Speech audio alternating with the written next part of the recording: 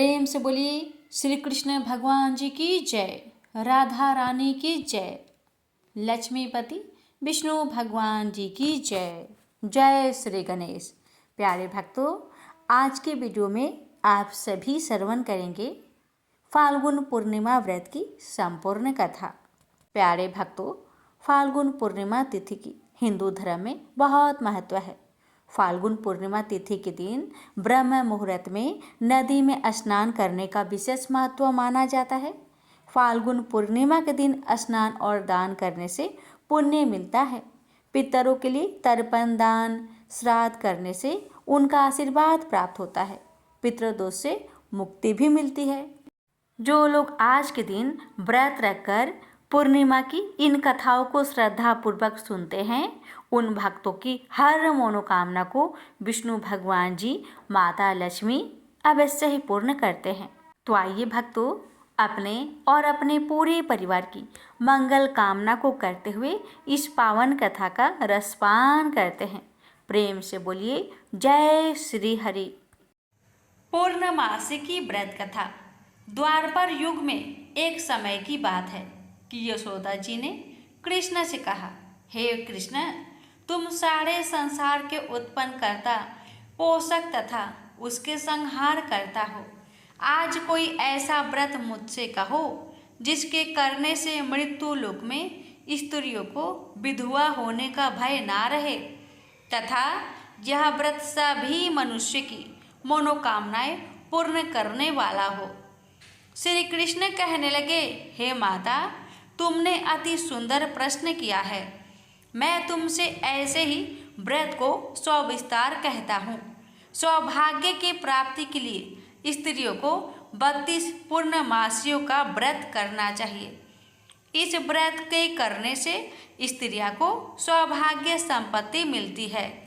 यह व्रत अचल सौभाग्य देने वाला एवं भगवान शिव के प्रति मनुष्य मात्र की भक्ति को बढ़ाने वाला है। यशोदा जी कहने लगी, हे कृष्ण, सर्वप्रथम इस व्रत को मृत्यु लोक में किसने किया था? इसके विषय में विस्तार पूर्वक मुझसे कहो। श्री कृष्ण जी कहने लगे कि इस भूमंडल पर एक अत्यंत प्रसिद्ध राजा चंद्रहास से पालित अनेक प्रकार के रत्नों से परिपूर्ण कांतिका नाम की एक नगरी थी। वहां पर धनेश्वर नाम का एक ब्राह्मण था और उसकी स्त्री अति सुशीला रूपवती थी। दोनों ही उसी नगरी में बड़े प्रेम के साथ रहते। एक समय एक बड़ा तपस्वी योगी उस नगरी में आया। वह योगी उस ब्राह्मण के घर को छोड़कर अन्य सब घरों से भिक्षा लाकर भोजन किया करता था। रूपवती से वह भिक्षा नहीं लिया करता था। उस योगी ने एक दिन रूपवती से भिक्षा न लेकर किसी अन्य घर से भिक्षा लेकर गंगा किनारे जाकर भिक्षान्न को प्रेम पूर्वक खा रहा था कि धनेश्वर ने योगी का यह सब कार्य किसी प्रकार से देख लिया। अपनी भिक्षा के अनादर से दुखी होकर धनेश्वर योगी से बोला, महात्मन, आप सब घरों से भिक्षा लेते हैं परंतु मेरे घर की भिक्षा कभी भी नहीं लेते। इसका कारण क्या है? योगी ने कहा कि निसंतान के घर की भीख पतितों के अन्न के तुल्य होती है और जो पतितों का अन्न खाता है वो भी पतित हो जाता है। चूंकि तुम निसंतान हो अतः पतित हो जाने के भय से मैं तुम्हारे घर की भिक्षा नहीं लेता हूँ। धनेश्वर यह बात सुनकर अपने मन में बहुत दुखी हुआ और हाथ जोड़कर योगी के पैरों पर गिर पड़ा तथा अंतर्भाव से कहने लगा, हे महाराज, यदि ऐसा है तो आप मुझको पुत्र प्राप्ति का उपाय बतलाइए। आप सर्वज्ञ हैं, मुझ पर अवश्य ही यह कृपा कीजिए। धन की मेरे घर में कोई कमी नहीं, परंतु मैं पुत्र न होने के कारण अत्यंत दुखी हूँ। आप मेरे इस दुख का हरण करें। आप सामर्थ्यवान हैं। यह सुनकर योगी कहने लगे, हे ब्राह्मण, तुम चंडी की आराधना करो घर आकर उसने अपने स्त्री से सब वृत्तांत कहा और स्वयं तप के निमित्त वन में चला गया। वन में जाकर उसने चंडी की उपासना की और उपवास किया। चंडी ने 16वें दिन उसको सपने में दर्शन दिया और कहा, हे धनेश्वर, जा तेरे पुत्र होगा, परंतु वह 16 वर्ष की आयु में ही मृत्यु को प्राप्त हो जाएगा। यदि तुम दोनों स्त्री पुरुष 32 पूर्णमासियों का व्रत विधि पूर्वक करोगे तो वह दीर्घ आयु होगा। जितनी तुम्हारी सामर्थ्य हो, आटे के दिए बनाकर शिव जी का पूजन करना, परंतु पूर्णमासी को 32 जौ जाने चाहिए। प्रातःकाल होने पर इस स्थान के समीप ही तुम्हें एक आम का वृक्ष दिखाई देगा। उस पर तुम चढ़कर एक फल तोड़कर शीघ्र अपने घर चले जाना। अपनी स्त्री से सब वृत्तांत कहना। ऋतु स्नान के पश्चात स्वच्छ होकर शंकर जी का ध्यान करके उस फल को खा लेगी। तब शंकर भगवान की कृपा से उसको गर्भ हो जाएगा। जब वह ब्राह्मण प्रातःकाल उठा तो उसने उस स्थान के पास ही एक आम का वृक्ष देखा, जिस पर एक अत्यंत सुंदर आम का फल लगा हुआ था। उस ब्राह्मण ने उस आम के वृक्ष पर चढ़कर उस फल को तोड़ने का प्रयत्न किया, परंतु वृक्ष पर कई प्रकार प्रयत्न करने पर भी वह ना चढ़ पाया। तब तो उस ब्राह्मण को बहुत चिंता हुई और विघ्न विनाशक गणेश जी की वंदना करने लगा।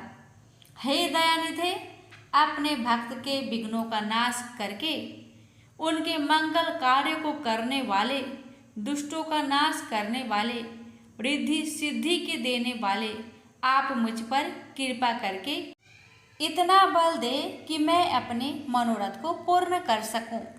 इस प्रकार श्री गणेश जी की प्रार्थना करने पर उनकी कृपा से धनेश्वर वृक्ष पर चढ़ गया और उसने एक अति सुंदर आम का फल देखा। उसने विचार किया कि जो वरदान से फल मिला था वह यह है और कोई फल दिखाई नहीं देता। उस धनेश्वर ब्राह्मण ने जल्दी से उस फल को तोड़कर अपनी स्त्री को लाकर दिया और उसकी स्त्री ने अपने पति के कथन अनुसार उस फल को खा लिया और वह गर्भवती हो गई। देवी जी की असीम कृपा से उसे एक अत्यंत सुंदर पुत्र उत्पन्न हुआ, जिसका नाम उन्होंने देवी दास रखा। माता पिता के हर्ष और शोक के साथ वह बालक शुक्ल पक्ष के चंद्रमा की भांति अपने पिता के घर में बढ़ने लगा। भवानी की कृपा से वह बालक बहुत ही सुंदर, सुशील और विद्या पढ़ने में बहुत ही निपुण हो गया। दुर्गा जी की आज्ञा अनुसार उसकी माता ने 32 पूर्णमासी का व्रत रखना प्रारंभ कर दिया था, जिससे उसका पुत्र बड़ी आयु वाला हो जाए। 16वां वर्ष लगते ही देवी दास के माता पिता को बड़ी चिंता हो गई कि कहीं उनके पुत्र की इस वर्ष मृत्यु ना हो जाए। इसलिए उन्होंने अपने मन में विचार किया कि यदि यह दुर्घटना उनके सामने हो गई तो वे कैसे सहन कर सकेंगे। अस्तु उन्होंने देवी दास के मामा को बुलाया और कहा कि हमारी इच्छा है कि देवी दास 1 वर्ष तक काशी में जाकर विद्या अध्ययन करे और उसको अकेला भी नहीं छोड़ना चाहिए। इसलिए साथ में तुम चले जाओ और 1 वर्ष के पश्चात इसको वापस लौटा लाना। सब प्रबंध करके उसके माता पिता ने काशी जाने के लिए देवीदास को एक घोड़े पर बैठाकर उसके मामा को उसके साथ कर दिया, किंतु यह बात उसके मामा या किसी और से नहीं कही। धनेश्वर ने सपत्नीक अपने पुत्र की मंगल कामना तथा दीर्घ आयु के लिए भगवती दुर्गा की आराधना और पूर्णमासियों का व्रत करना आरंभ कर दिया। इस प्रकार बराबर 32 पूर्णमासी का व्रत पूरा किया। कुछ समय पश्चात एक दिन वह दोनों मामा और भांजा मार्ग में रात्रि बिताने के लिए किसी ग्राम में ठहरे हुए थे। उस दिन उस गांव में एक ब्राह्मण की अत्यंत सुंदरी, सुशीला, विदुषी और गुणवती कन्या का विवाह होने वाला था। जिस धर्मशाला के अंदर वर और उसकी बारात ठहरी हुई थी, उस धर्मशाला में देवीदास और उसके मामा भी ठहरे हुए थे। संयोगवश कन्या को तेल आदि चढ़ाकर मंडप आदि का कृत्य किया गया तो लगन के समय वर को धनुर्वात हो गया। अस्तु वर के पिता ने अपने कुटुंबियों से परामर्श करके निश्चय किया कि यह देवीदास मेरा पुत्र जैसा ही सुंदर है, मैं इसके साथ ही लगन करा दूं और बाद में विवाह के अन्य कार्य मेरे लड़के के साथ हो जाएंगे। ऐसा सोचकर देवीदास के मामा से जाकर बोला कि तुम थोड़ी देर के लिए अपने भांजे को हमें दे दो, जिससे विवाह के लग्न का सब कृत्य सुचारू रूप से हो सके। तब उसका मामा कहने लगा कि जो कुछ भी मधुपर्क आदि कन्यादान के समय वर को मिले वह सब हमें दिया जाए, तो मेरा भांजा इस बारात का दूल्हा बन जाएगा। यह बात वर के पिता ने स्वीकार कर लेने पर उसने अपना भांजा वर बनने को भेज दिया और उसके साथ सब विवाह कार्य रात्रि में विधि पूर्वक संपन्न हो गया। पत्नी के साथ वह भोजन न कर सका और अपने मन में सोचने लगा कि न जाने यह किसी स्त्री होगी। वह एकांत में इसी सोच में गरम निश्वास छोड़ने लगा तथा उसकी आंखों में आंसू भी आ गया। तब वधू ने पूछा कि क्या बात है, आप इतने उदासीन व दुखी क्यों हो रहे हैं। तब उसने सब बातें जो वर के पिता व उसके मामा में हुई थी उसको बतला दी। तब कन्या कहने लगी कि यह ब्रह्म विवाह के विपरीत हो कैसे सकता है। हे देव, ब्राह्मण और अग्नि के सामने मैंने आपको ही अपना पति बनाया है, इसलिए आप ही मेरे पति हैं। मैं आपकी ही पत्नी रहूंगी, किसी अन्य की कदापि नहीं। तब देवीदास ने कहा, ऐसा मत करिए, क्योंकि मेरी आयु बहुत थोड़ी है। मेरे पश्चात आपकी क्या गति होगी, इन बातों को अच्छी तरह विचार लो। परंतु वह दृढ़ विचार वाली थी, बोली कि जो आपकी गति होगी वही मेरी गति होगी। हे स्वामी, आप उठिए और भोजन करिए, आप निश्चय ही भूखे होंगे। इसके बाद देवीदास और उसकी पत्नी दोनों ने भोजन किया तथा शेष रात्रि वे सोते रहे। प्रातःकाल देवीदास ने अपनी पत्नी को 3 नगों से जड़ी हुई एक अंगूठी दी, एक रुमाल दिया और बोला, हे प्रिय, इसे लो और संकेत समझकर स्थिर चित हो जाओ। मेरा मरण और जीवन जानने के लिए एक पुष्प वाटिका बना लो, उसमें सुगंधी वाली एक नौ मल्लिका लगा लो, उसको प्रतिदिन जल से सींचा करो और आनंद के साथ खेलो कूदो तथा उत्सव मनाओ। जिस समय और जिस दिन मेरा प्रांत होगा ये फूल सूख जाएंगे और जब ये फिर हरे हो जाए तो जान लेना कि मैं जीवित हूँ। यह बात निश्चय करके समझ लेना, इसमें कोई संचय नहीं है। यह समझाकर वह चला गया। प्रातःकाल होते ही वहां पर गाजे बाजे बजने लगे और जिस समय विवाह के कार्य समाप्त करने के लिए वर तथा सब बाराती मंडप में आए तो कन्या ने वर को भली प्रकार से देखकर अपने पिता से कहा, यह मेरा पति नहीं है, मेरा पति वही है जिसके साथ रात्रि में मेरा पानी ग्रहण हुआ था। इसके साथ मेरा विवाह नहीं हुआ है। यदि यह वही है तो बताए कि मैंने इसको क्या किया। मधुपर्क और कन्यादान के समय जो मैंने भूषण आदि दिए थे उन्हें दिखाए तथा रात में मैंने क्या गुप्त बातें कही थी वह सब सुनाए। पिता ने उसके कथन अनुसार वर को बुलाया। कन्या की यह सब बातें सुनकर वह कहने लगा कि मैं कुछ नहीं जानता। इसके पश्चात लज्जित होकर वह अपना सा मुंह लेकर चला गया और सारी बारात भी अपमानित होकर वहां से लौट गई। भगवान श्री कृष्ण बोले, हे माता। इस प्रकार देवीदास काशी विद्याध्ययन के लिए चला गया। जब कुछ समय बीत गया तो काल से प्रेरित होकर एक सर्प रात्रि के समय उसको डसने के लिए वहां पर आया। उस विषधर के प्रभाव से उसके शयन के स्थान चारों ओर से विष की ज्वाला से विषैला हो गया, परंतु व्रतराज के प्रभाव से उसको काटने न पाया, क्योंकि पहले ही उसकी माता ने 32 पूर्णिमा का व्रत कर रखा था। इसके बाद वह मध्या के समय स्वयं काल वहां पर आया और उसके शरीर से उसके प्राणों को निकालने का प्रयत्न करने लगा, जिससे वह मूर्छित होकर पृथ्वी पर गिर पड़ा। भगवान की कृपा से उसी समय पार्वती जी के साथ श्री शंकर जी वहां पर आ गए। उसको मूर्छित दशा में देखकर पार्वती जी ने भगवान शंकर से प्रार्थना की हे महाराज, इस बालक की माता ने पहले 32 पूर्णिमा का व्रत किया था, जिसके प्रभाव से हे भगवान आप इसको प्राण दान दे। भवानी के कहने पर भक्त वत्सल भगवान श्री शिव जी ने उसको प्राण दान दे दिया। इस व्रत के प्रभाव से काल को भी पीछे हटना पड़ा और देवीदास स्वस्थ होकर बैठ गया। उधर उसकी स्त्री उसके काल की प्रतीक्षा किया करती थी। जब उसने देखा कि उस पुष्प वाटिका में पत्र पुष्प कुछ भी नहीं रहे तो उसको बड़ा आश्चर्य हुआ, और जब वह वैसे ही हरी भरी हो गई तो वह जान गई कि वह जीवित हो गए हैं।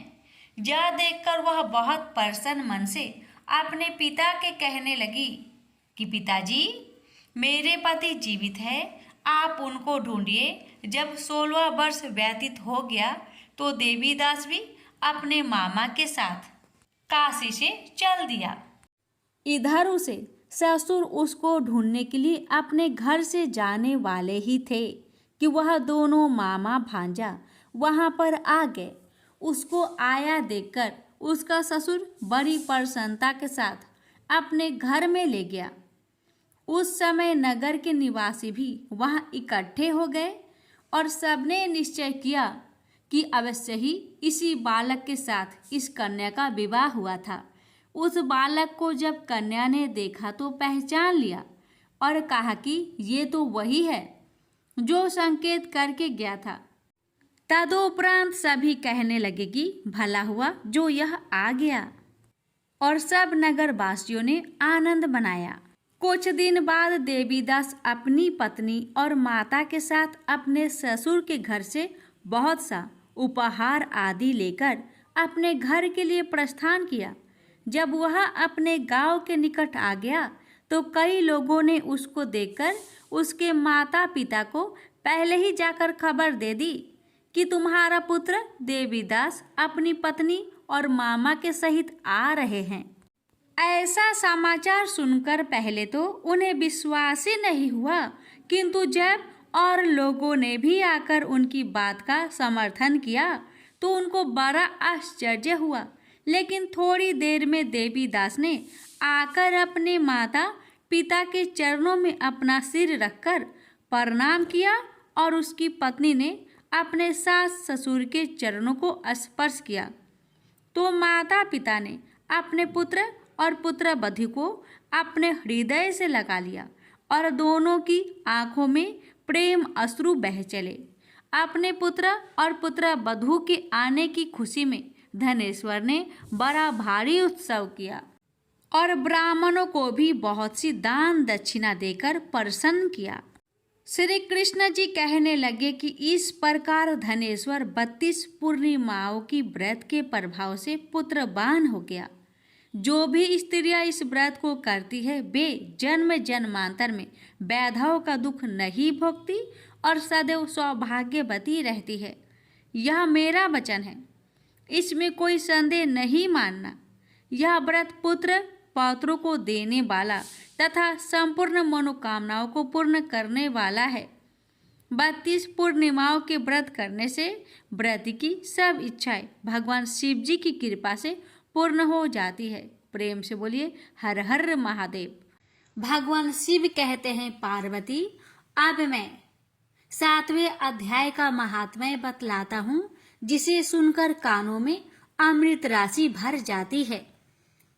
पाटलिपुत्र नामक एक दुर्गम नगर है, जिसका गोपुर द्वार बहुत ही ऊंचा है। उस नगर में शंकुकर्ण नामक एक ब्राह्मण रहता था। उसने वैश्या वृत्ति का आश्रय लेकर बहुत धन कमाया, किंतु न तो कभी पितरों का तर्पण किया और न देवताओं का पूजन ही। वह धनोपार्जन में तत्पर होकर राजाओं को ही भोज दिया करता था। एक समय की बात है, उस ब्राह्मण ने अपना चौथा विवाह करने के लिए पुत्रों और बंधुओं के साथ यात्रा की।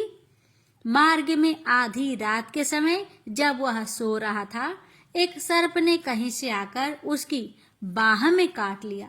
उसके काटते ही ऐसी अवस्था हो गई कि मणि मंत्र और औषधि आदि से भी उसके शरीर की रक्षा अध्ययन जान पड़ी।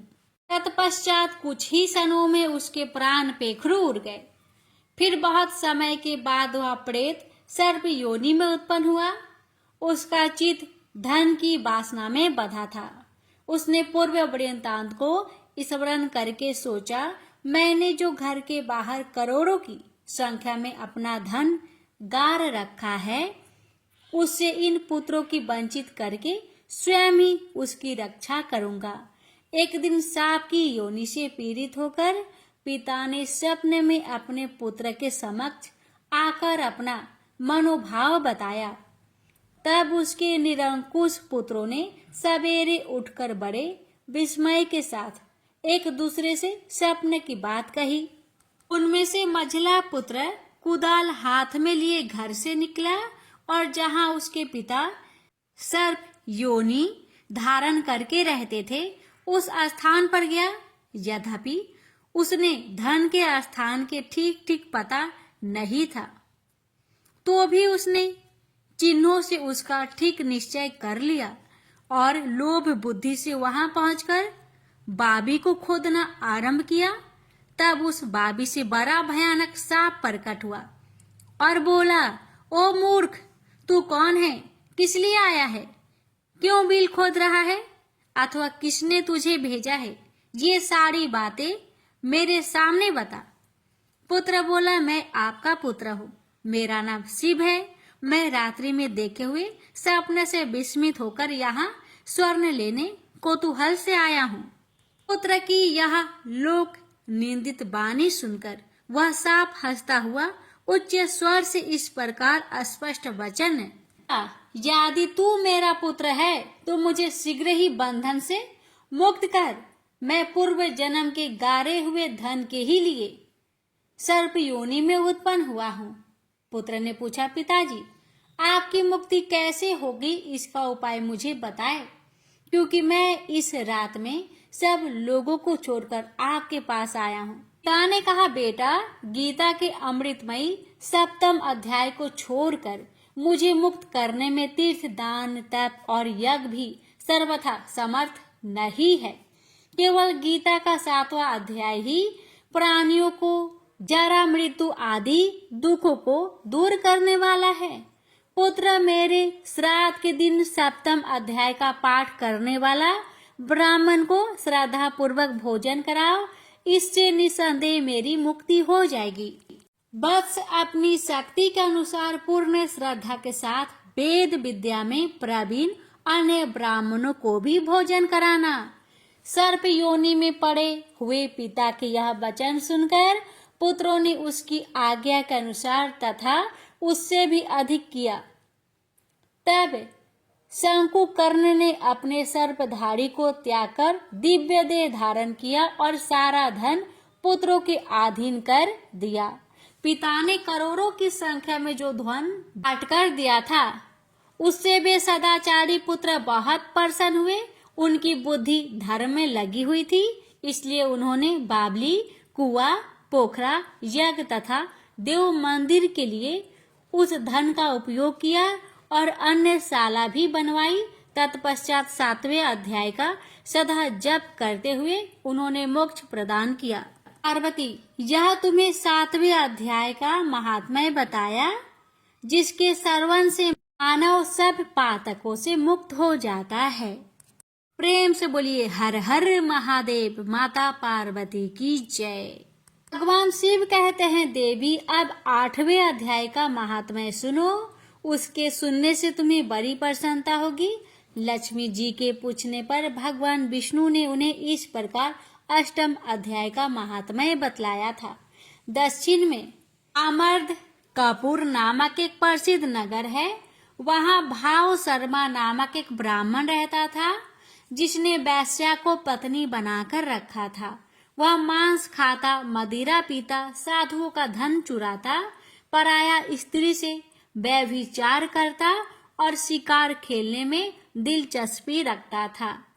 वह बड़े भयानक स्वभाव का था और मन में बड़े बड़े हौसले रखा था। एक दिन मदिरा पीने वाला सामान जुटा था। उसमें भाव शर्मा भर पेट ताड़ी पी खूब गले तक उसे चढ़ाया। अतः अजी नर अत्यंत पीड़ित होकर उस पापात्मा कालवश मर गया और बहुत बड़ा तार का वृक्ष हुआ। उसकी घनी और ठंडी छाया का आश्रय लेकर ब्रह्म राक्षस भाव को प्राप्त हुआ। कोई पति पत्नी वहां रहा करते थे। उनके पूर्व जन्म की घटना इस प्रकार है। एक कुशीबल नामक ब्राह्मण था, जो वेद वेदांग के तत्वों का ज्ञाता, संपूर्ण शास्त्रों के अर्थ का विशेषज्ञ और सदाचारी था। उसकी स्त्री का नाम कुमती था। वह बड़े खोटे विचार की थी। वह ब्राह्मण विद्वान होने पर भी अत्यंत लोभस अपनी स्त्री के साथ प्रतिदिन भैंस, काल पुरुष और घोड़े आदि बड़े दोनों का ग्रहण किया करता था, परंतु दूसरे ब्राह्मणों को दान में मिली हुई कौड़ी भी नहीं देता था। वे ही दोनों पति पत्नी कालवश मृत्यु को प्राप्त होकर ब्रह्म राक्षस हुए। वे उसी तार वृक्ष के पास आए और उसके मूल भाग में विश्राम करने लगे। इसके बाद पत्नी ने पति से पूछा, नाथ, हम लोगों का यह महान दुख कैसे दूर होगा तथा इस ब्रह्म राक्षस योनि से किस प्रकार दोनों की मुक्ति होगी? तब उस ब्राह्मण ने कहा, ब्रह्म विद्या के उपदेश, आध्यात्म तत्व के विचार और कर्म विधि के ज्ञान बिना किस प्रकार संकट से छुटकारा मिल सकता है? यह सुनकर पत्नी ने पूछा कि वह ब्रह्मा क्या है, आध्यात्म क्या है और कर्म कौन सा है? उसकी पत्नी के इतना कहते ही जो आश्चर्य की घटना घटित हुई उसको सुनो। उपयुक्त वाक्य गीता के 8वें अध्याय का आधा श्लोक था। उसके श्रवण से वह वृक्ष उस समय तार के त्याग को त्याग कर भाव शर्मा नामक ब्राह्मण हो गया। तत्काल ज्ञान होने से विशुद्ध चित होकर वह पाप के चोल से मुक्त हो गया तथा उस आधे श्लोक के ही महात्म्य में पति पत्नी भी मुक्त हो गए। उनके मुख से द्वैवाद की 8वें अध्याय का आधा श्लोक निकल पड़ा था। तदंतर आकाश से एक दिव्य विमान आया और वे दोनों पति पत्नी उस विमान पर आरूढ़ होकर स्वर्ग को चले गए। वहां का यह सारा वृत्तांत अत्यंत आश्चर्यजनक था। उसके बाद उस बुद्धिमान ब्राह्मण भाव शर्मा ने आदर पूर्वक उस आधे श्लोक को लिखा और देव नादन की आराधना करने की इच्छा से वह मुक्तिदायिनी काशीपुर में चला गया। वहां उस उदार बुद्धि वाले ब्राह्मण ने भारी तपस्या आरंभ की। उसी समय क्षीर सागर की कन्या भगवती लक्ष्मी ने हाथ जोड़कर देवताओं के भी देवता जगतपति जनार्दन से पूछा, नाथ, आप सहसा नींद त्याग कर खड़े हो गए। भागीरथी के तट पर बुद्धिमान ब्राह्मण भाव शर्मा मेरे भक्ति रस परिपूर्ण होकर अत्यंत कठोर तपस्या कर रहा है। वह अपनी इंद्रियों को बस में करके गीता के 8वें अध्याय के आधे श्लोक का जप करता है। मैं उसकी तपस्या से बहुत संतुष्ट हूँ। बहुत देर से उसकी तपस्या अनुरूप फल का विचार कर रहा था। प्रिय, इस समय वह फल देने को मैं उत्कंठित हूँ। पार्वती जी ने पूछा, भगवान श्री हरि सदा प्रसन्न होने पर भी जिसके लिए चिंतित हो उठे, वे उस भागवत भाव शर्मा कौन सा फल प्राप्त किया? महादेव जी बोले, देवी द्विजश्रेष्ठ, भाव शर्मा प्रसन्न हुए। भगवान विष्णु के प्रसाद को पाकर अत्यधिक सुख मोक्ष को प्राप्त हुआ तथा उसके अन्य वंशक भी जो नरक यातनाओं में पड़े थे, उसी के शुभ कर्मों से भागवत धाम को प्राप्त हुआ। पार्वती, यह 8वें अध्याय का महात्म्य थोड़े में ही तुम्हें बताया है, इस पर सदा विचार करते रहना चाहिए। प्रेम से बोलिए हर हर महादेव। माता पार्वती की जय। श्री हरि लक्ष्मी नारायण जी की जय। श्री सत्यनारायण भगवान की व्रत कथा। एक समय की बात है, नैमिषारण्य तीर्थ में सौनकादि 88,000 ऋषियों ने श्री सूत जी से पूछा, हे प्रभु, इस कलयुग में वेद विद्या रहित मनुष्य को प्रभु भक्ति किस प्रकार मिल सकती है तथा उनका उद्धार कैसे होगा? हे मुनि श्रेष्ठ, कोई ऐसा तप बताइए जिससे थोड़े समय में ही पुण्य मिले और मनोवांछित फल भी मिल जाए। इस प्रकार की कथा सुनने की हम इच्छा रखते हैं। सर्व शास्त्रों के ज्ञाता सूत जी बोले, हे वैष्णवों, मैं पूज्य आप सभी ने प्राणियों के हित की बात पूछी है, इसलिए मैं एक श्रेष्ठ व्रत को आप लोगों को बतलाऊंगा, जिसे नारद जी ने लक्ष्मी नारायण जी से पूछा था और लक्ष्मीपति ने मुनि श्रेष्ठ नारद जी से कहा था। आप सब इसे ध्यान से सुनिए। एक समय की बात है, योगीराज नारद जी दूसरों के हित की इच्छा लिए अनेकों लोकों में घूमते हुए मृत्यु लोक में आ पहुंचे। यहाँ उन्होंने अनेक योनियों में जन्मे प्राय सभी मनुष्यों को अपने कर्मों द्वारा अनेकों दुख से पीड़ित देखा।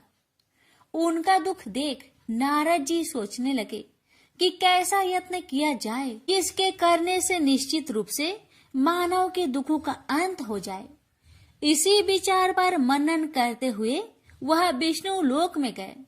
वह देवों के इस भगवान नारायण की स्तुति करने लगे, जिनके हाथों में शंख, चक्र, गदा और पद्म थे, गले में वरमाला पहने हुए थे।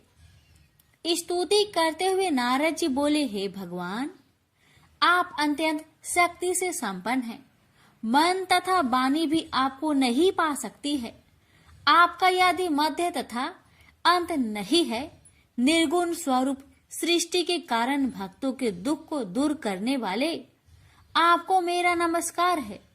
नारद जी की स्तुति सुन विष्णु भगवान बोले, हे मुनि श्रेष्ठ, आपके मन में क्या बात है? आप किस काम के लिए पधारे हैं, उसे निसंकोच कहो। इस पर नारद मुनि बोले कि मृत्यु लोक में अनेक योनियों में जन्मे मनुष्य अपने कर्मों के द्वारा अनेकों दुख से दुखी हो रहे हैं। हे नाथ, आप मुझ पर दया रखते हैं तो बताइए कि वो मनुष्य थोड़े प्रयास से ही अपने दुखों से कैसे छुटकारा पा सकते हैं। श्री हरि बोले, हे नारद, मनुष्य की भलाई के लिए तुमने बहुत ही अच्छी बात पूछी है, जिसके करने से मनुष्य मोह से छूट जाता है। वह बात मैं कहता हूँ, उसे सुनो। स्वर्ग लोक व मृत्यु लोक दोनों में एक दुर्लभ उत्तम व्रत है जो पुण्य देने वाला है। आज प्रेम वश होकर मैं उसे तुमसे कहता हूँ। श्री सत्यनारायण भगवान का यह व्रत अच्छी तरह विधान पूर्वक करके मनुष्य तुरंत ही यहाँ सुख भोग कर मरने पर मोक्ष पाता है। श्री हरि के वचन सुन नारद जी बोले कि उस व्रत का फल क्या है और उसका विधान क्या है। यह व्रत किसने किया था, इस व्रत को किस दिन करना चाहिए, सभी कुछ विस्तार से बताए। नारद की बात सुनकर श्री हरि बोले, दुख व शोक को दूर करने वाला यह व्रत सभी स्थानों पर विजय दिलाने वाला है। मानव को भक्ति व श्रद्धा के साथ शाम को श्री सत्यनारायण की पूजा धर्म परायण होकर ब्राह्मणों व बंधुओं के साथ करनी चाहिए। भक्ति भाव से ही नैवेद्य केले का फल, घी, दूध और गेहूं का आटा सवाया ले। गेहूं के स्थान पर साठी का आटा, शक्कर तथा गुड़ लेकर वह सभी भक्षण योग्य पदार्थों को मिलाकर भगवान का भोग लगाए। ब्राह्मणों सहित बंधु बांधवों को भी भोजन कराए। उसके बाद स्वयं भोजन करे और भजन कीर्तन के साथ भगवान की भक्ति में लीन हो जाए। इस तरह से सत्यनारायण भगवान का यह व्रत करने पर मनुष्य की सारी इच्छाएं निश्चित रूप से ही पूरी होती है। इस कली काल अर्थात कलयुग में मृत्यु लोक में मोक्ष का यही एक सरल उपाय है। इति श्री सत्यनारायण व्रत कथा प्रथम अध्याय संपूर्ण। श्रीमन नारायणे नारायणे नारायण, भज मन नारायणे नारायणे नारायण। श्री सत्यनारायण भगवान की जय। सूत जी बोले, हे ऋषियों, जिसने पहले समय में इस व्रत को किया था उसका इतिहास कहता हूँ, ध्यान से सुनो। सुंदर काशीपुरी नगरी में एक अत्यंत निर्धन ब्राह्मण रहता था। भूख प्यास से परेशान हुआ धरती पर घूमता रहता था। ब्राह्मणों से प्रेम करने वाले भगवान ने एक दिन ब्राह्मण का भेष धारण कर उसके पास जाकर पूछा, हे ब्रीप, नित्य दुखी होकर तुम पृथ्वी पर क्यों घूमते हो? दीन ब्राह्मण बोला, मैं निर्धन ब्राह्मण हूँ, भिक्षा के लिए धरती पर घूमता हूँ। हे भगवान, यदि आप इसका कोई उपाय जानते हो तो बताइए। वृद्ध ब्राह्मण कहता है कि सत्यनारायण भगवान मनोवांछित फल देने वाले हैं, इसलिए तुम उनका पूजन करो। इसे करने से मनुष्य सभी दुखों से मुक्त हो जाता है। वृद्ध ब्राह्मण बनकर आए सत्यनारायण भगवान उस निर्धन ब्राह्मण को व्रत का सारा विधान बताकर अंतर्ध्यान हो गए। मन ही मन सोचने लगा कि जिस व्रत को वृद्ध ब्राह्मण करने को कह गया है मैं उसे जरूर करूंगा। यह निश्चय करने के बाद उसे रात में नींद नहीं आई। वह सवेरे उठकर सत्यनारायण भगवान के व्रत का निश्चय कर भिक्षा के लिए चला गया। उस दिन निर्धन ब्राह्मण को भिक्षा में बहुत धन मिला, जिससे उसने बंधु बांधवों के साथ मिलकर श्री सत्यनारायण भगवान का व्रत संपन्न किया। भगवान सत्यनारायण का व्रत संपन्न करने के बाद वह निर्धन ब्राह्मण सभी दुखों से छूट गया और अनेक प्रकार की संपत्तियों से युक्त हो गया। उसी समय से यह ब्राह्मण हर माह इस व्रत को करने लगा। इस तरह से सत्यनारायण भगवान के व्रत को जो भी मनुष्य करेगा वह सभी प्रकार के पापों से छूटकर मोक्ष को प्राप्त होगा। जो मनुष्य इस व्रत को करेगा वह भी सभी दुखों से मुक्त हो जाएगा। सूत जी बोले कि इस तरह से नारद जी से नारायण जी का कहा हुआ श्री सत्यनारायण व्रत को मैंने तुमसे कहा। हे ब्रीपो, मैं अब और क्या कहूँ?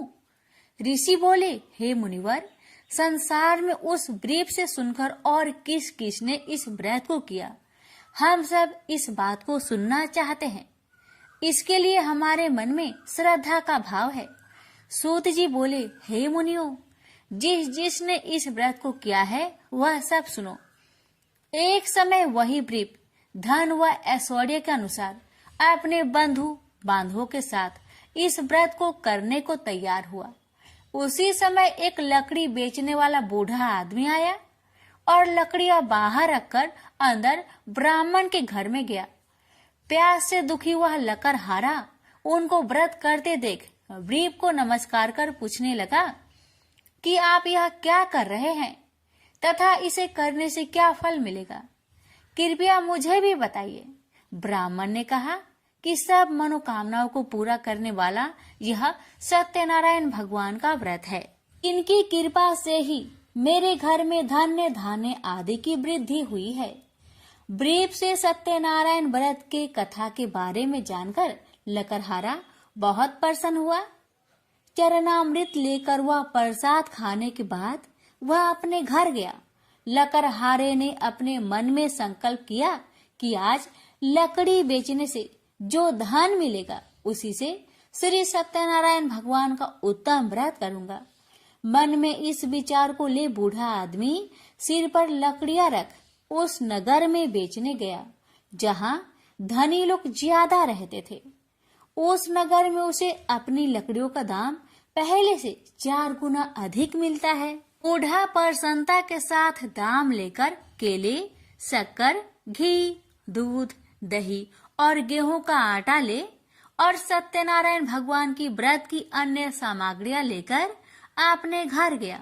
वहां उसने अपने बंधु बांधवों को बुलाकर विधि विधान से सत्यनारायण भगवान का पूजन और व्रत किया। इस व्रत के प्रभाव से वह बूढ़ा लकड़हारा धन, पुत्र आदि से युक्त होकर संसार के समस्त सुख भोग अंत काल में बैकुंठ धाम को चला गया। इति श्री सत्यनारायण व्रत कथा 2 अध्याय संपूर्ण। श्रीमन नारायण नारायण नारायण भज मन नारायण नारायण नारायण। श्री सत्यनारायण भगवान की जय। सूत जी बोले, हे श्रेष्ठ मुनियों, अब आगे की कथा कहता हूँ। पहले समय में उल्का मुख नाम का एक बुद्धिमान राजा था। वह सत्य वक्ता और जितेंद्रिय था। प्रतिदिन देव स्थानों पर जाता और निर्धनों को धन देकर उनके कष्ट दूर करता था। उसकी पत्नी कमल के समान मुख वाली तथा सती साध्वी थी। भद्रशिला नदी के तट पर उन दोनों ने श्री सत्यनारायण भगवान का व्रत किया। उसी समय साधु नाम का एक वैश्य आया। उसके पास व्यापार करने के लिए बहुत सा धन भी था। राजा को व्रत करते देखकर वह विनय के साथ पूछने लगा, हे राजन, भक्ति भाव से पूर्ण होकर आप यह क्या कर रहे हैं? मैं सुनने की इच्छा रखता हूँ, तो आप मुझे बताए। राजा बोले, हे साधु, अपने बंधु बांधवों के साथ पुत्र आदि की प्राप्ति के लिए एक महाशक्तिमान श्री सत्यनारायण भगवान का व्रत व पूजन कर रहा हूँ। राजा के वचन सुन साधु आदर से बोला, हे राजन, मुझे इस व्रत का सारा विधान कहिए। आपके कथा अनुसार मैं भी इस व्रत को करूंगा। मेरी भी संतान नहीं है और इस व्रत को करने से निश्चित रूप से मुझे संतान की प्राप्ति होगी। राजा से व्रत का सारा विधान सुनकर व्यापार से निवृत्त हो वह अपने घर गया। साधु वैश्य ने अपनी पत्नी को संतान देने वाले इस व्रत का वर्णन कह सुनाया और कहा कि जब मेरी संतान होगी तब मैं इस व्रत को करूंगा। साधु ने इस तरह के वचन अपनी पत्नी लीलावती से कहे। एक दिन लीलावती पति के साथ आनंदित हो सांसारिक धर्म में प्रवृत्त होकर सत्यनारायण भगवान की कृपा से गर्भवती हो गई। 10वें महीने में उसके गर्भ से एक सुंदर कन्या ने जन्म लिया। दिनों दिन वह ऐसे बढ़ने लगी जैसे कि शुक्ला पक्ष का चंद्रमा बढ़ता है। माता पिता ने अपनी कन्या का नाम कलावती रखा। एक दिन लीलावती ने मीठे शब्दों में अपने पति को याद दिलाया कि आपने सत्यनारायण भगवान के जिस व्रत को करने का संकल्प किया था उसे करने का समय आ गया है। आप इस व्रत को करिए।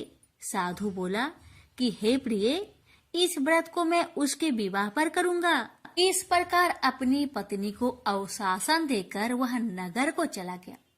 कलावती पिता के घर में रह वृद्धि को प्राप्त हो गई। साधु ने एक बार नगर में अपनी कन्या को सखियों के साथ देखा तो तुरंत ही दूत को बुलवाया और कहा कि मेरी कन्या की योग वर देखकर आओ। साधु की बात सुनकर दूत कंचन नगर में पहुंचा और वहां देखभाल कर लड़की के सुयोग बनिक पुत्र को ले आया। सुयोग लड़के को देख साधु ने बंधु बांधवों को बुलाकर अपनी पुत्री का विवाह कर दिया।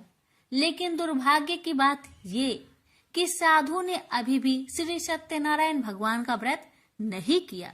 इस पर श्री भगवान क्रोधित हो गए और श्राप दिया कि साधु को अत्यधिक दुख मिले। अपने कार्य में कुशल साधु बनिया जमाई को लेकर समुद्र के पास स्थित होकर रत्नासारपुर नगर में गया। वहां जाकर दामाद ससुर दोनों मिलकर चंद्रकेतु राजा के नगर में व्यापार करने लगे। एक दिन भगवान सत्यनारायण की माया से एक चोर राजा का धन चुराकर भाग रहा था। उसने राजा के सिपाहियों को अपना पीछा करते देख चुराया हुआ धन वहां रख दिया जहां साधु अपने जमाई के साथ ठहरा हुआ था। राजा के सिपाहियों ने साधु वैश्या के पास राजा का धन पड़ा देखा तो वह ससुर जमाई दोनों को बांधकर प्रसन्नता से राजा के पास ले गए और कहा कि उन दोनों चोरों को हम पकड़ लाए हैं, आप आगे की कार्रवाई की आज्ञा दे। राजा की आज्ञा से उन दोनों को कठिन कारावास में डाल दिया गया और उनका सारा धन भी उनसे छीन लिया गया। श्री सत्यनारायण भगवान के श्राप से साधु की पत्नी भी बहुत दुखी हुई। घर में जो धन रखा था उसे चोर चुरा ले गए। शारीरिक तथा मानसिक पीड़ा व भूख प्यास से अति दुखी हो अन्न की चिंता में कालावती के ब्राह्मण के घर गई। वहां उसने श्री सत्यनारायण भगवान का व्रत होते देखा।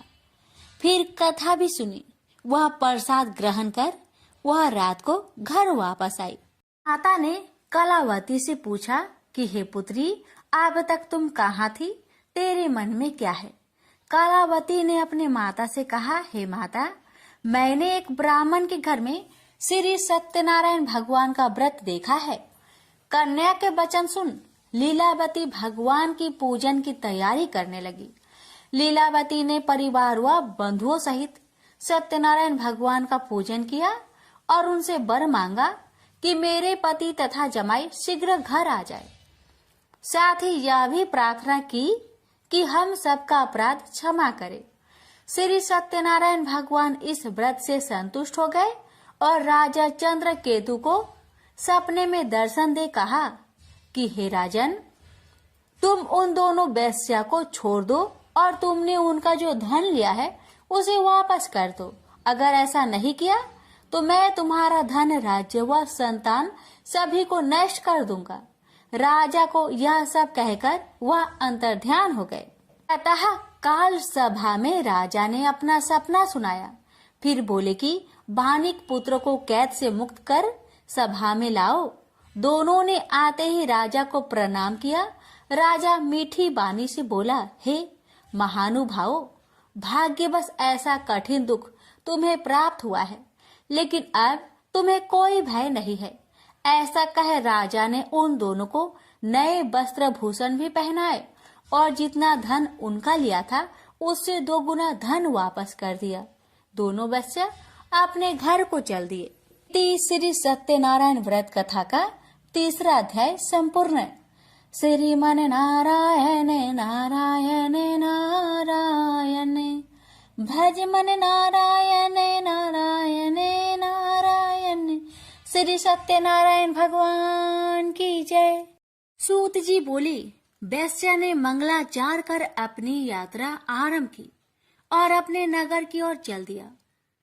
उसके थोड़ी दूर जाने पर एक दंड वेशधारी श्री सत्यनारायण ने उनसे पूछा, हे साधु, तेरी नाव में क्या है? अभिमानी बानिक हंसता हुआ बोला, हे दंडी, आप क्यों पूछते हो? क्या धन लेने की इच्छा है? मेरी नाव में तो बेल व पत्ते भरे हुए हैं। वैश्या के कठोर वचन सुन भगवान बोले, तुम्हारा वचन सत्य हो। दंडी ऐसे वचन कहे वहां से दूर चले गए। कुछ दूर जाकर समुद्र के किनारे बैठ गए। दंडी के जाने के बाद साधु वैश्या ने नित्य क्रिया के पश्चात नाव को ऊंची उठते देखकर अचंभा माना और नाव में बेल पत्ते आदि देख वह मूर्छित हो जमीन पर गिर पड़ा। मूर्छा खोलने पर वह अत्यंत शोक में डूब गया।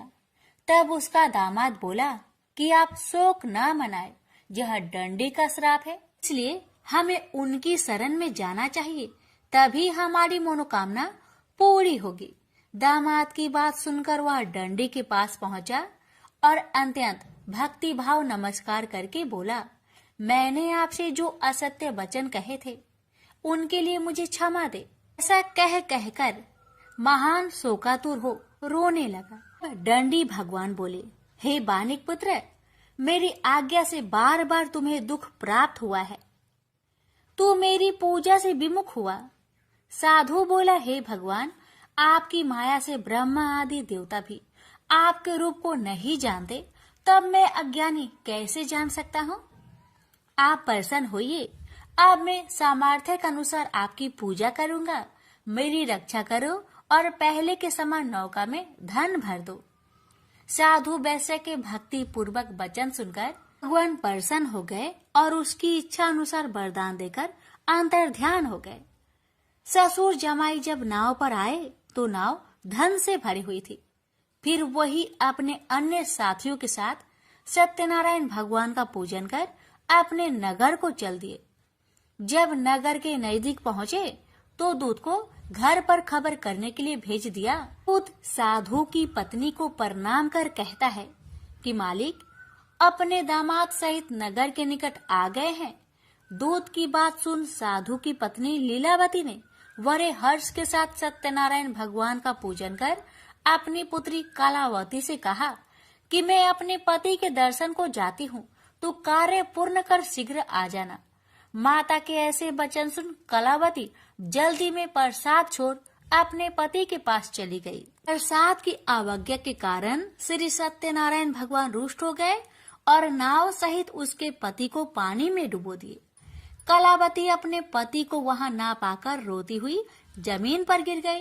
नौका को डूबा हुआ देख वह कन्या को रोता देख साधु दुखी होकर बोला कि हे प्रभु, मुझसे तथा मेरे परिवार से जो भूल हुई है उसे क्षमा करे। साधु के दीन वचन सुनकर श्री सत्यनारायण भगवान प्रसन्न हो गए और आकाशवाणी हुई, हे साधु, तेरी कन्या मेरे प्रसाद को छोड़कर आई है, इसलिए उसका पति अदृश्य हो गया है। यदि वह घर जाकर प्रसाद खाकर लौटती है तो इसे उसका पति अवश्य मिलेगा। ऐसी आकाशवाणी सुन कलावती घर पहुंचकर प्रसाद खाती है और फिर आकर अपने पति के दर्शन करती है। उसके बाद साधु अपने बंधु बांधवों सहित श्री सत्यनारायण भगवान का विधि विधान से पूजन करता है। इस लोक का सुख भोग वह अंत में स्वर्ग जाता है। इति श्री सत्यनारायण व्रत कथा चतुर्थ अध्याय संपूर्ण। श्रीमन नारायणे नारायणे नारायणे भज मन नारायणे नारायणे नारायण। श्री सत्यनारायण भगवान की जय। श्री सूत जी बोले, हे ऋषियों, मैं और भी एक कथा सुनाता हूँ, उसे भी ध्यान पूर्वक सुनो। प्रजा पालन में लीन तुंगध्वज नाम का एक राजा था। उसने भी भगवान का प्रसाद त्याग कर बहुत ही दुख प्राप्त किया। एक बार वन में जाकर वन्य पशुओं को मारकर वह बर के पेड़ के नीचे आया। वहां उसने ग्वालों को भक्ति भाव से अपने बंधुओं सहित सत्यनारायण भगवान का पूजन करते देखा। अभिमानवश राजा ने उन्हें देखकर भी पूजा स्थान में नहीं गया, न ही उसने भगवान को नमस्कार किया। ग्वालों ने राजा को प्रसाद दिया, लेकिन उसने वह प्रसाद नहीं खाया और प्रसाद को वहीं छोड़कर वह अपने नगर को चला गया। जब वह नगर में पहुंचा तो वहां सब कुछ तहस नहस हुआ पाया, तो वह शीघ्र ही समझ गया कि यह सब भगवान ने ही किया है। वह दोबारा ग्वालों के पास पहुंचा और विधि पूर्वक पूजा कर प्रसाद खाया, तो श्री सत्यनारायण भगवान की कृपा से सब कुछ पहले जैसा हो गया। दीर्घ काल तक सुख भोगने के बाद मरोना उपरांत उसे स्वर्ग लोक की प्राप्ति हुई।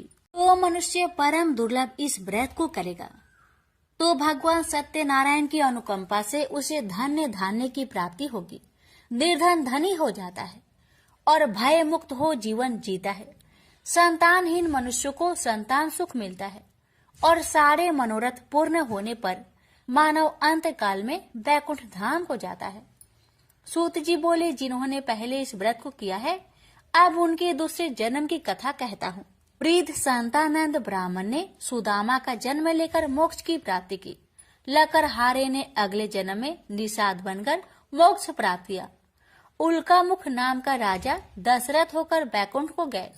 साधु नाम के वैश्य ने मोर ध्वज बनकर अपने पुत्र को आरे से चीरकर मोक्ष पाया। महाराज तुंगध्वज ने स्वयंभू होकर भगवान में भक्ति युक्त हो कर्म कर मोक्ष पाया। श्री सत्यनारायण व्रत कथा का 5वां अध्याय संपूर्ण हुआ। श्रीमन नारायण नारायण नारायण भज मन नारायण नारायण नारायण। श्री सत्यनारायण भगवान की जय। तुलसी माता की कथा। एक बार देवराज इंद्र देवगुरु बृहस्पति के साथ भगवान शिव का दर्शन करने कैलाश गए। महादेव ने दोनों की परीक्षा लेनी चाहिए, इसलिए रूप बदलकर अवधूत बन गए। उनके शरीर पर कोई वस्त्र न था। उनका शरीर जलती हुई अग्नि के समान धधक रहा था और अत्यंत भयंकर नजर आते थे। अवधूत दोनों के रास्ते में खड़े हो गए। इंद्र ने एक विचित्र पुरुष को रास्ते में खड़े देखा तो चौंके। इंद्र को देवराज होने पर गर्व घेरने लगा। उन्होंने उस भयंकर पुरुष से पूछा, तुम कौन हो? भगवान शिव अभी कैलाश पर विराज रहे हैं या कहीं भ्रमण पर है? मैं उनके दर्शन के लिए आया हूँ। इंद्र ने कई प्रश्न किए, लेकिन वह पुरुष योगियों के समान मौन ही रहे। इंद्र को लगा कि एक साधारण प्राणी उनका अपमान कर रहा है। उनके मन में देवराज होने का अहंकार उपजा, जो क्रोध में बदल गया। इंद्र ने कहा, मेरे बराबर अनुरोध करने पर भी तू कुछ नहीं बोलकर मेरा अपमान कर रहा है। मैं तुझे अभी दंड देता हूँ। ऐसा कहकर इंद्र ने वज्र उठा लिया। भगवान शिव ने वज्र को उसी समय अस्तंभित यानी जड़ कर दिया। इंद्र की बाह अकड़ गई। भगवान अवधूत क्रोध से लाल हो गए।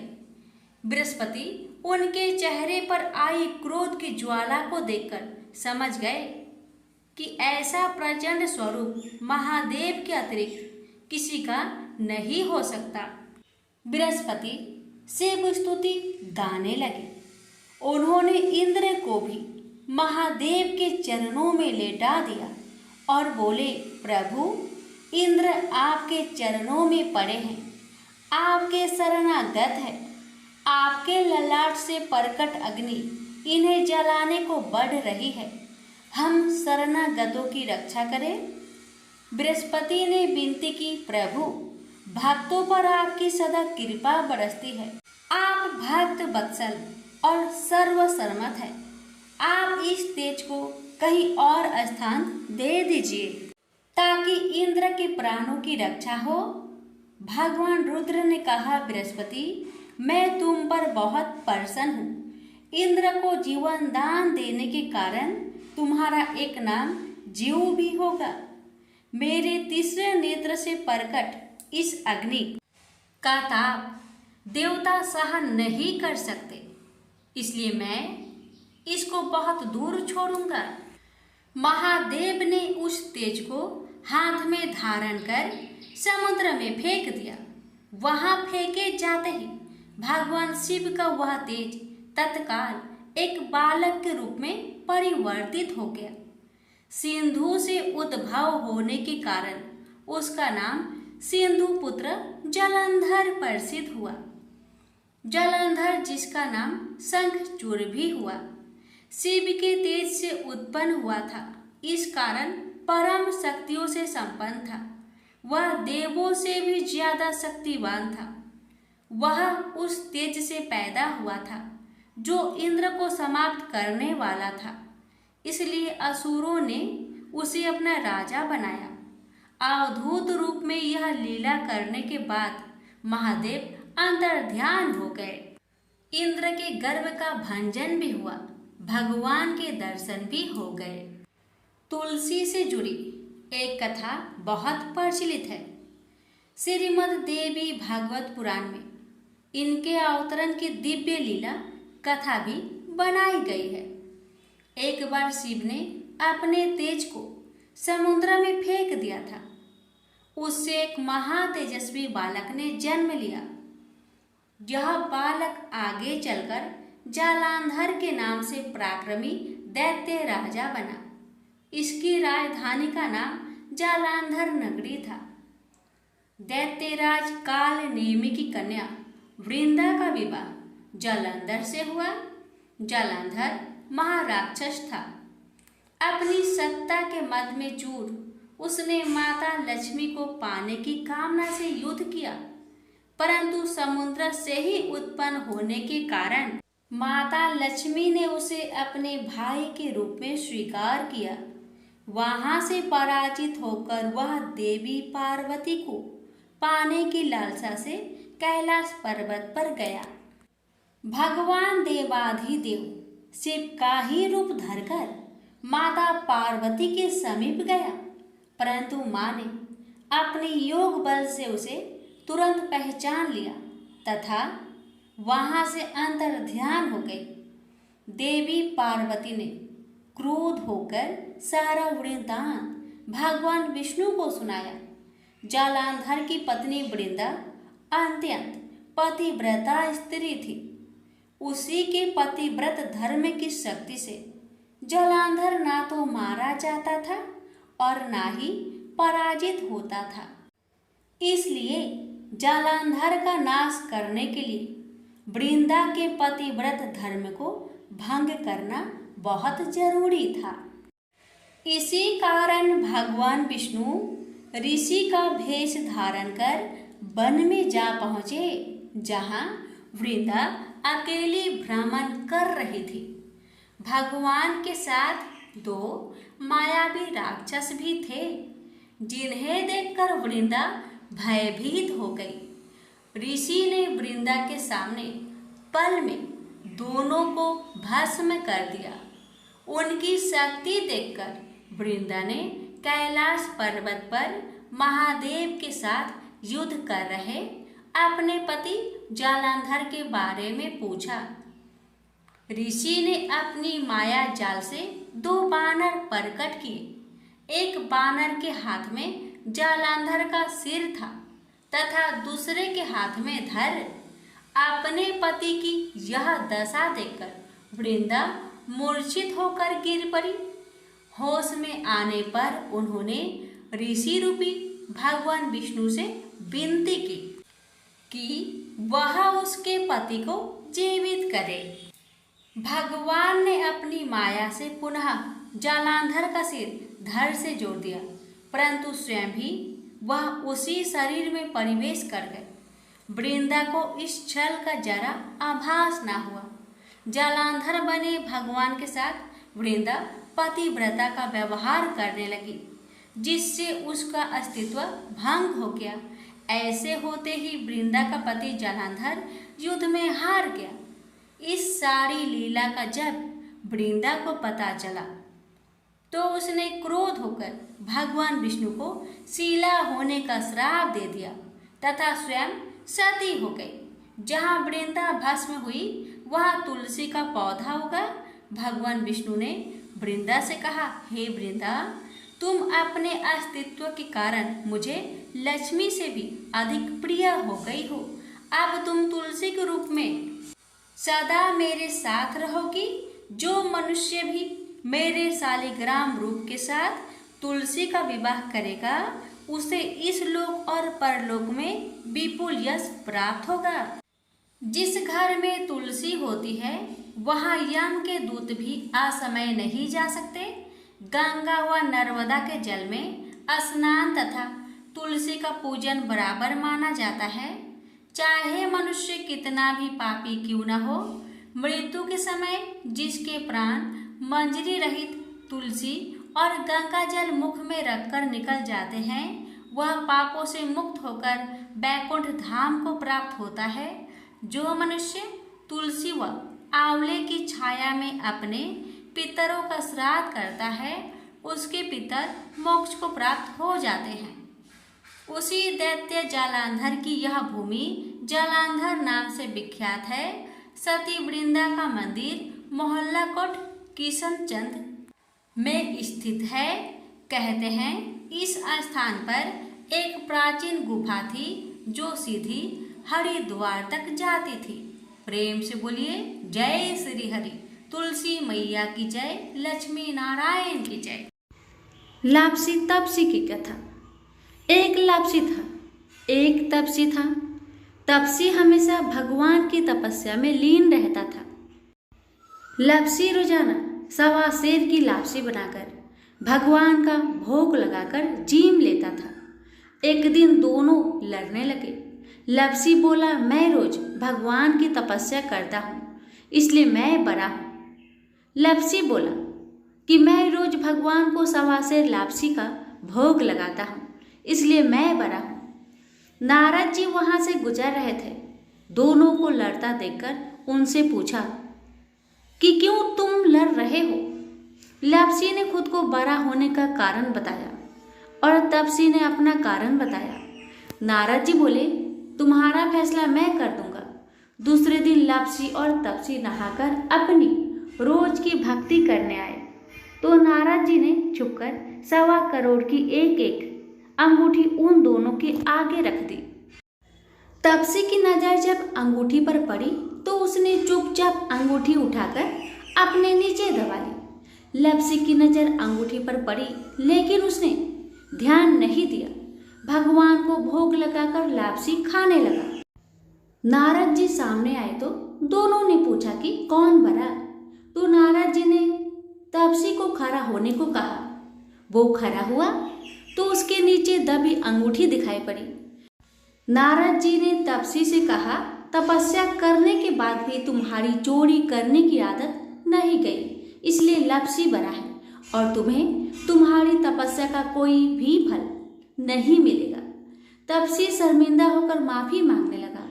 उसने नारद जी से पूछा, मुझे मेरी तपस्या का फल कैसे मिलेगा।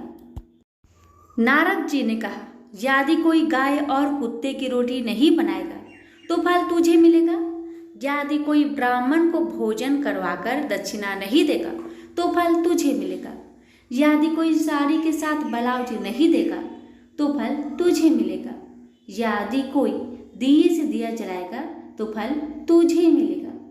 यदि कोई सारी कहानी सुने लेकिन तुम्हारी कहानी नहीं सुने तो फल तुझे मिलेगा। उसी दिन से हर व्रत कथा कहानी के साथ लापसी तपसी की कहानी भी सुनी और कही जाती है। प्रेम से बोलिए लक्ष्मी नारायण की जय।